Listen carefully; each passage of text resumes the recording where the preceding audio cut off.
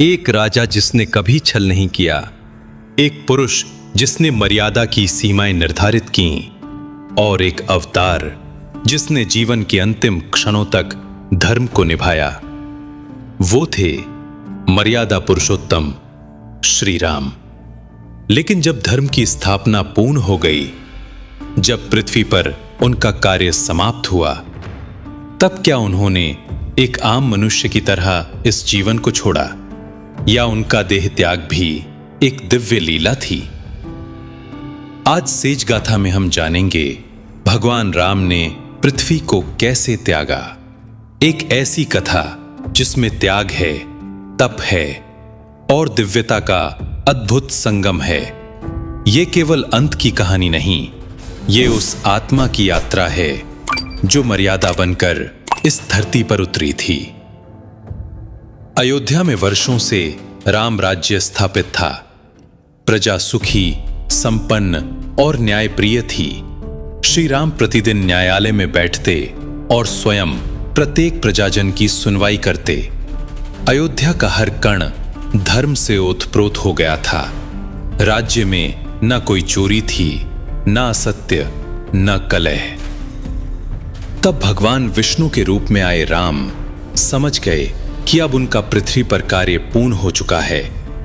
ये संसार उन्हें प्रिय था, पर उनका ध्येय इस लोक से परे था, वैकुंठ की ओर।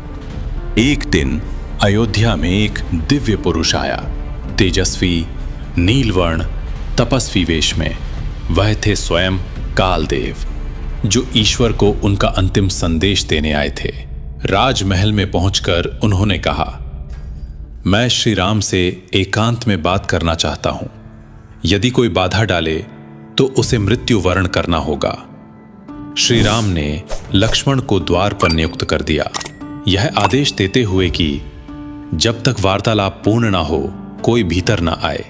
काल ने श्री राम से कहा, हे प्रभु, अब समय आ गया है कि आप अपना कार्य पूर्ण कर वैकुंठ लौट चलें। आपने धर्म की स्थापना कर दी है, युग के परिवर्तन की वेला समीप है। श्री राम मुस्कुराए, मैं जानता हूं काल, समय आ चुका है, पर मेरी मर्यादा कहती है जो प्रतिज्ञा की गई है उसे निभाना होगा। और तभी द्वार पर ऋषि दुर्वासा पधारे। वे अत्यंत क्रोधित थे और श्री राम से तत्काल भेंट की मांग कर रहे थे। लक्ष्मण द्वंद्व में पड़ गए। एक ओर श्री राम का आदेश कोई भीतर ना आए, और दूसरी ओर दुर्वासा ऋषि का क्रोध जो संपूर्ण अयोध्या को भस्म कर सकता था। आखिरकार उन्होंने ऋषि को भीतर जाने दिया। जब श्री राम को यह ज्ञात हुआ तो उनका हृदय व्यथित हो उठा। वचन भंग हुआ था और राम जानते थे उन्हें अब अपना संकल्प निभाना होगा। उन्होंने लक्ष्मण से कहा, हे भ्राता, तुम्हें अब त्यागना होगा। मैं तुम्हें ना मारूंगा, ना दंड दूंगा, परंतु तुम्हें पृथ्वी से विरक्त होना होगा। लक्ष्मण ने शांत भाव से उत्तर दिया, भैया, आपके वचन की रक्षा के लिए यदि मेरा जीवन भी समर्पित करना पड़े तो वो सौभाग्य होगा। और फिर सरयू के तट पर जाकर लक्ष्मण ने योग बल से जल में प्रवेश किया और वहीं जल समाधि ले ली। उनका देह त्याग केवल शरीर से नहीं बल्कि सच्चे सेवक का अंतिम समर्पण था। लक्ष्मण के वियोग ने श्री राम के भीतर की अंतिम भावना भी शांत कर दी। अब वे पूर्णतः वैरागी हो चुके थे।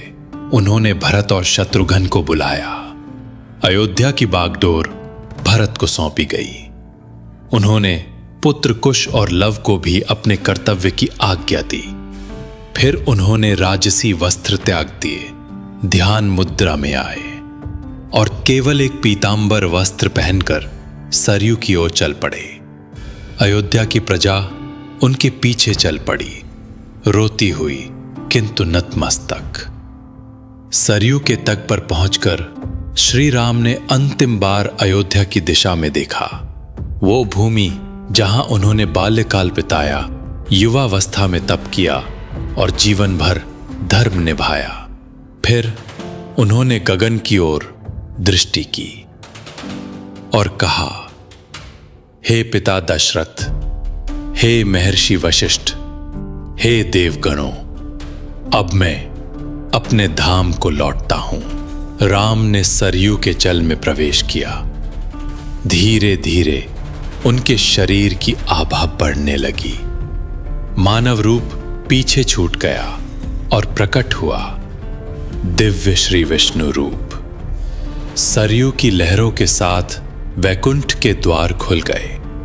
देवगण, गंधर्व, अप्सराएं सब प्रभु के स्वागत में उपस्थित हुए। भगवान राम पृथ्वी का धर्म समर्पण करके अपने परम धाम लौट गए। भगवान राम का पृथ्वी त्याग केवल एक अवतार का देह त्याग नहीं था, वो था मर्यादा, सेवा और वैराग्य की पराकाष्ठा। उन्होंने किसी युद्ध में प्राण नहीं गंवाए, न ही कोई महाशक्ति उन्हें हराने आई।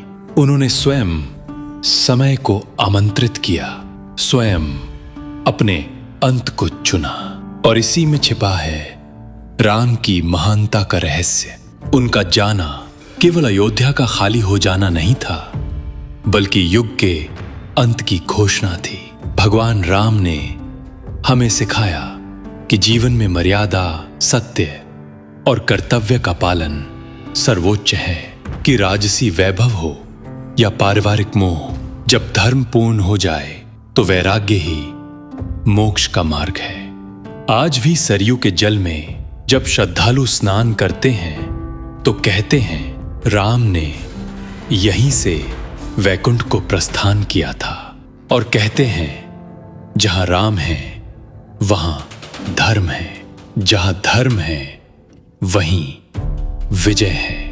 अगर आपको श्री राम की यह अंतिम गाथा हृदय स्पर्शी लगी हो तो सेज गाथा चैनल को सब्सक्राइब करें, वीडियो को लाइक करें और कमेंट करें जय श्री राम, क्योंकि राम की कथा अनंत है और हम हर गाथा को आपके लिए जीवंत करते रहेंगे। जय श्री राम।